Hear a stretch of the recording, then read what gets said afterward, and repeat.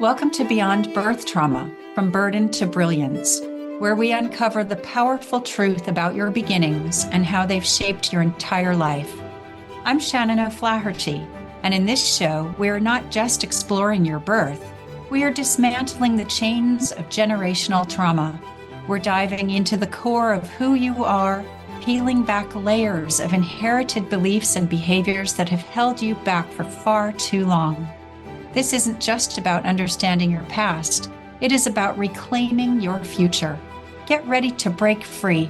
This is Beyond Birth Trauma, From Burden to Brilliance, and your transformation starts now.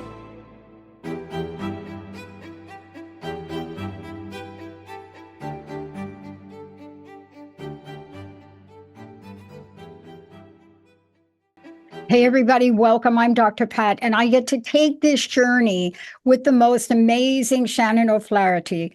And let me just say this. There's so much. I could spend the entire 30 minutes just talking about Shannon. I really could. But what I want to say is during this show, you'll get to learn about who she is, what her passion and purpose is, but even more, what it's like to go through life, not even know that you have birth trauma. It is really a thing, and most of us do have it. Now, maybe there are one or two of you out there that don't, and I'm just going to say, praise the Lord to you people. I'm just going to say it to you. But for the most part, what happens when you go through life and you don't understand this fundamental dynamic? This is not just a purpose and a passion for Shannon, but her healing work is so profoundly deep and goes beyond what you can imagine. It goes into the many, many layers that sometimes we have to look at in order for us to figure out what the bleep is going on. Shannon, great to have you here. Thank you for this fabulous show. I've gotten to work with you now for several weeks. Love that opener, love that music. And wow, how does it feel? How does it feel to be here now doing this like now? It's very exciting. I feel very psyched that I have this platform so that I can reach more people and help people understand why they might be struggling and feel stuck in life. Because there's so many unasked questions and there's so many unanswered questions as well. So I'm happy to be here. Thank you. You know, just to give you a quick example, and then I want to ask you what led you here. But let me just give you a quick example of something that I do believe stems way back. And so there are some of us that we make decisions, especially as business people, and it's often difficult to really look at a business decision and say that was the wrong decision and then do something to reverse it. I just had something this morning with some new desks we're ordering. And this may seem benign, but no, this is a pattern. And I caught myself. Why? Because I'm doing the show with you. So I prepared for it. And I thought, I'm not happy with this order. I'm not happy with the vendor. It's a lot of money. Cancel it. See, the other part of me wouldn't cancel it. We would just kind of float along. But this morning I did something unusual. And I said to them very clearly, this is not what we agreed to. You didn't ship the order, cancel it. And I don't know that I would have done that if I was not a little bit more aware of some of the stuff that I bring with me. And I wanted to ask you this. Here you are helping so many people. You must have been, maybe like a lot of us, tapped by some sort of crisis, something that happened where you said, I am going to create a new pathway for me, and it's a healing pathway. What was it? Yeah, absolutely. I mean, I think a lot of healers, they're called the wounded healer because most people have some kind of crisis in their life that wakes them up to a new way of being, or they think life can't just be about this. And I can't say it was any one thing exactly, but I don't know if you know about Dark Night of the Soul, but I had my first Dark Night of the Soul when I was 37 years old. And even though on the surface everything looked great, I had a beautiful husband, lovely house, fabulous kids, and I was a very happy person. I told everybody, but I wasn't. I felt despairing. Every morning I would wake up with a deep pit of despair in my gut and feeling guilty and wondering, why did I feel this way? I wasn't a bad person. I was actually quite one of the good girls growing up, right?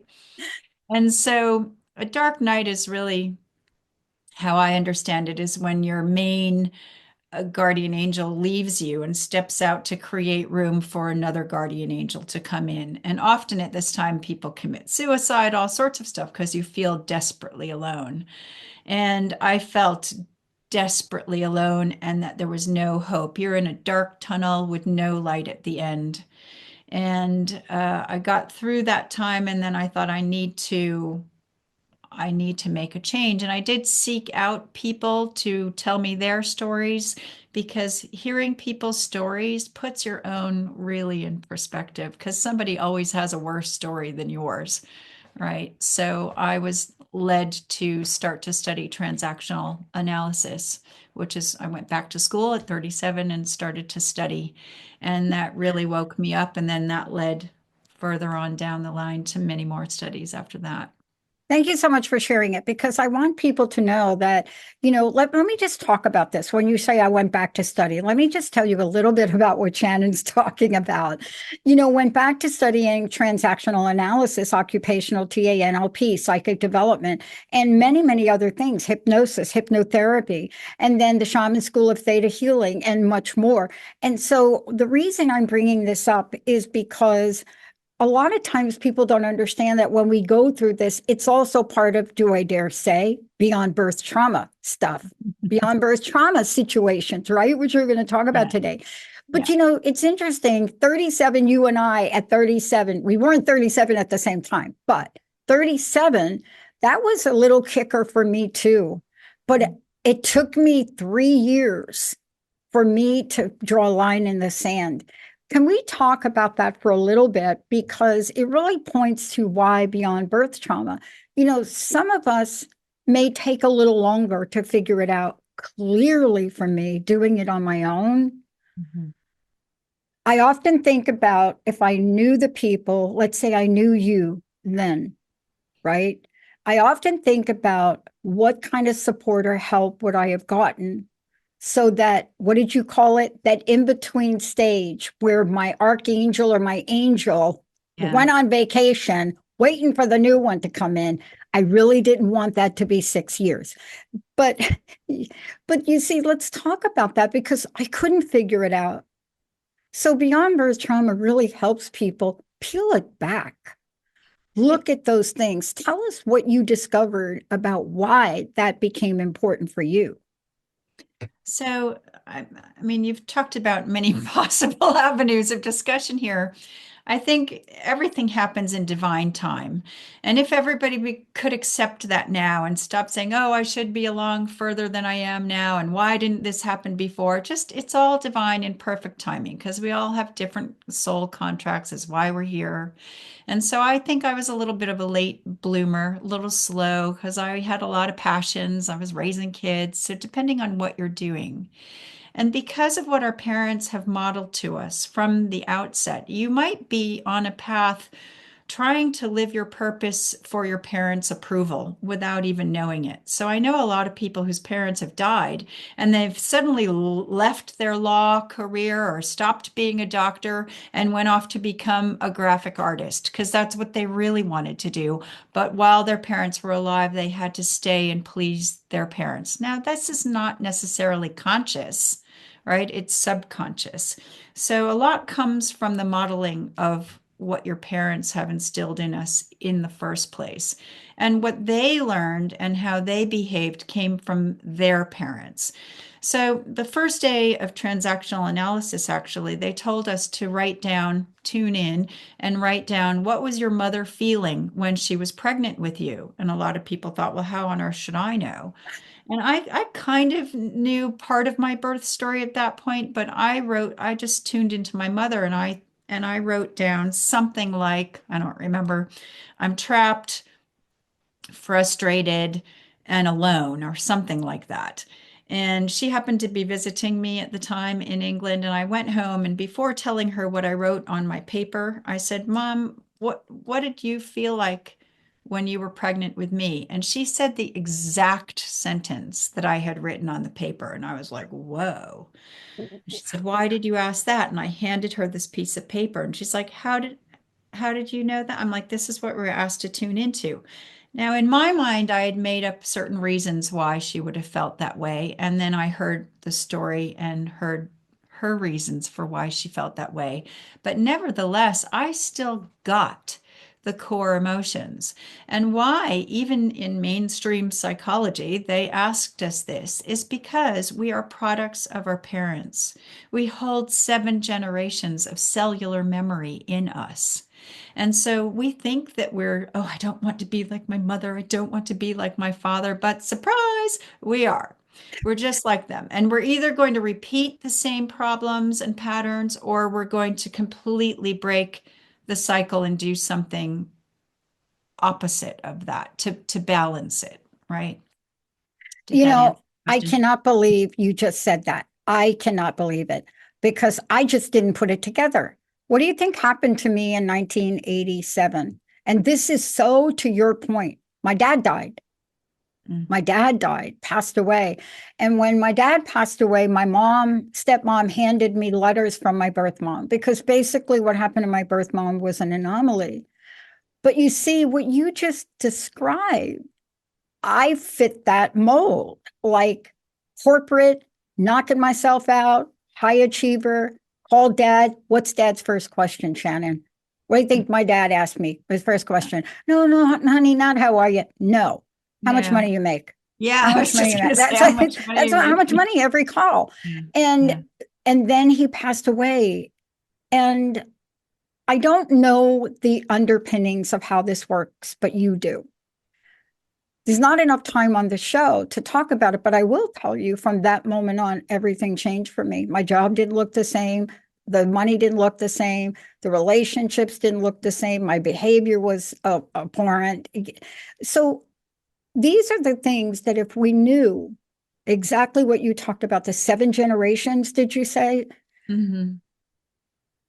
We could do something about it, can't we? Well, we absolutely can because in every family, there's a familial baseline of emotion that's running through the family. And it can be anger, it can be shame, it can be loss, grief, whatever. In my family, it was sadness and it was shame. And so because my great grandma, one of those grandmothers, she had, so great grandmother, I think she had lost 7 babies, right? Birthed 7 babies, and they all starved to death because she wasn't producing enough milk. And finally, my grandfather, the 8th child, lived. But could you imagine losing 7 children in a row? I No. mean, that's a lot of grief. That's a lot of loss. And then my grandfather was born, and then my mother was born in the Depression in the States. So she was raised in the time of the Depression. So there was a lot of sadness around that. And all of the other stuff that goes on in families add up to the other elements that the main underlying core of that can be sadness and shame. Now, I grew up with really interesting, artsy parents, and it didn't seem like everything was sad and shameful at all, but the underlying subconscious, stealthy kind of emotions under there was sadness and shame.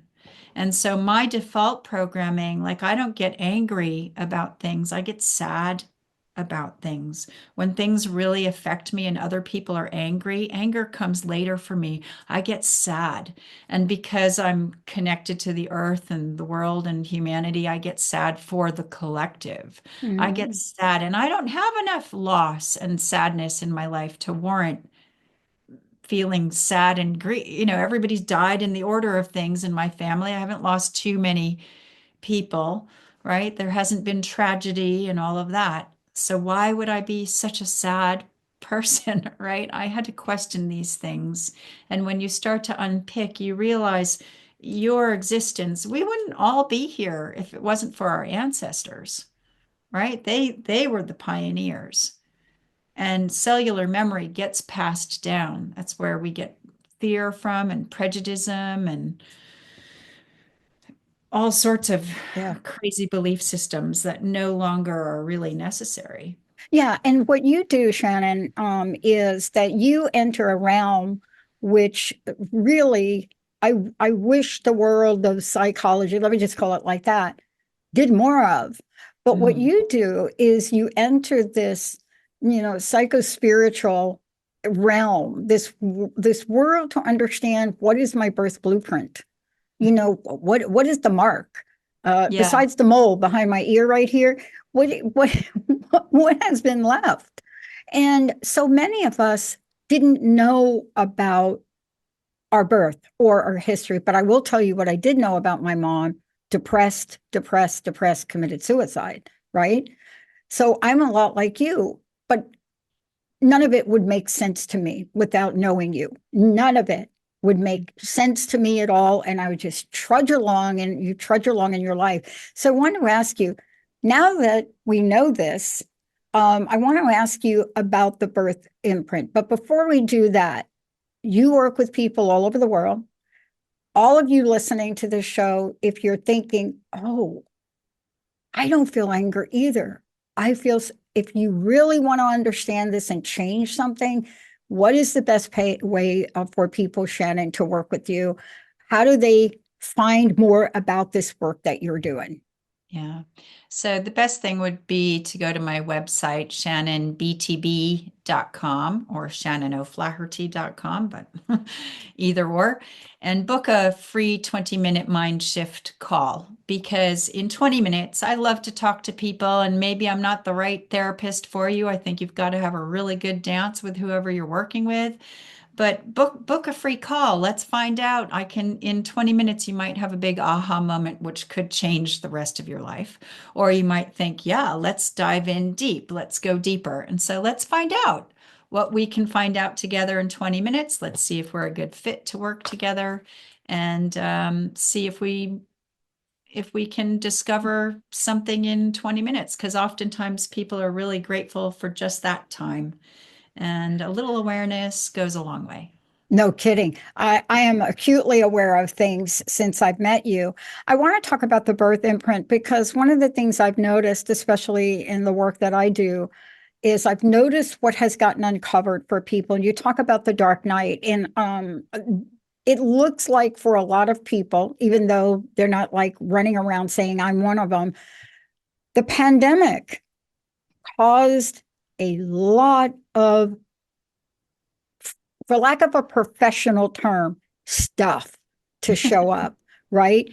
Yeah. And things to show up that are all part of what you're talking about here today. There's not enough time in this episode to really get into it, but I know Mhm. in future shows we'll take a look. Can you imagine now entire global impact of people being put in a situation which probably hit some nerves that they had not experienced before or in a long time? So, did they get aware of some kind of blueprint or imprint? Let's talk about that birth imprint and how things may show up in times of crisis, or if our angels decide they're going on vacation for a couple of weeks or months or years. So, depending on what was happening for you in utero, because it starts when you're in utero. So, I'll tell my story very quickly. My mother was about 3 months pregnant with me and went to a gynecological appointment. And on the way out, somebody saw her bleeding down the street, and she had started to miscarry me. And she turned right around and went back in, and the doctor stood her on her head and he said, "Your uterus is tipped." I have an older sister, so her uterus had gotten tipped out of place. And he said, "I encourage you to miscarry this baby and try again." And she said, "No, absolutely not. I'm having this one." And so She had to stand on her head every hour on the hour for the rest of her pregnancy, stay in bed. So me, the baby, because me, the baby, the soul probably thought, no, not a good plan. Change my mind. Don't want these parents. I'm out of here. Me, the baby, was trapped in utero, couldn't get out. And then when I finally was ready to come out, I decided to come right out. And she was on the trolley, um, kind of on the way to delivery, and a panicked nurse held me in. And so I got sick. Yeah, I know. Got sick, swallowed all of this stuff. And so then me, the baby, was like, well, hold on. I'm trapped and now I can't get out. And then all 10 pounds of me, my poor mother, was put in an incubator for 2 or 3 days. So I wasn't held immediately. Right. So this sets up all sorts of things. Trapped. There's my mother's I'm trapped. I'm trapped. Can't get out. So I'm very impatient. Don't put me in a traffic jam. Oh my God. Or small spaces. I'm not highly claustrophobic, but I really want my freedom. And I'll go first. I'll go first. I'm always first. The people who know me will be laughing because they're like, oh, yeah. Trusting authority, yeah, not so much. Because it's like, come on, can you see all of the patterns that are set up there? And then the not being held thing, even though intellectually I know that my parents wanted me and that my mother chose to have me, because I wasn't held, suddenly I had that abandonment thing going on. So I felt like I was never held, seen, wanted, heard, lots of stuff to overcome. So my natural inclination in life has to, yeah, it's kind of a self-fulfilling prophecy. Once your birth imprint sets you up, you then respond that way. And also what happens in those first couple of formative years of your life. Does You, that give you, you enough of an well, idea of? no, I'll tell you what it does. What you just described is a huge awakening for people that are mysteriously left in awe about not understanding their lives. Yeah. Like, it's like, OMG, again. This people say this. They're like, oh, again, I'm doing that again. But you see, what you described, we don't have time during this show, but I could point out 10 different things you've said just in that last segment Yeah. that point to how that can manifest in a very tough life Oh, if you yeah. don't figure it out, right? Absolutely. And not feeling, if you have any abandonment issues, you're not going to feel deserving and worthy of much. You're not going to feel enough, good enough. You might not feel safe. You might not know what it's like to even invite in holding or friendship. You might be a loner. You might be putting on a mask to the world. And so people go through this running away from their truth, filling their life either with drugs and alcohol or being a workaholic or a shopaholic or any other holic. And, feeling running until one day something cracks. And then they're like, what on earth? I'm falling all apart. Everything's breaking. So the pandemic, people had to sit with themselves because all of that running away wasn't happening anymore. Right. Right. So, I yeah. love that expression, sit with themselves. We're going to spend many, many shows. We're going to work and talk about this. But what I'm really struck by and what I've been struck by in working with you is people go through a lifetime and cannot figure out how in the world, Shannon, did I end up in this pothole today? Yeah. But you see, Yeah. what you just shared by sharing your story gives insight to a beginning to heal, I believe. I want to ask you about that and also ask you about what's our message for people today, because the end game here is to heal all that, right? Absolutely. Right. Yes. And we spend a lifetime healing the wrong thing. Now, I don't think there are wrong things to heal, but it's a Mhm. matter of priorities, right? Yes. Yeah, Yes. I'm going to heal this thing right here, but I'm not really going to heal it because I did not get back to the root. And you Mhm. are getting back to the You, root of the root. you just said it. Get to the root of what is the issue.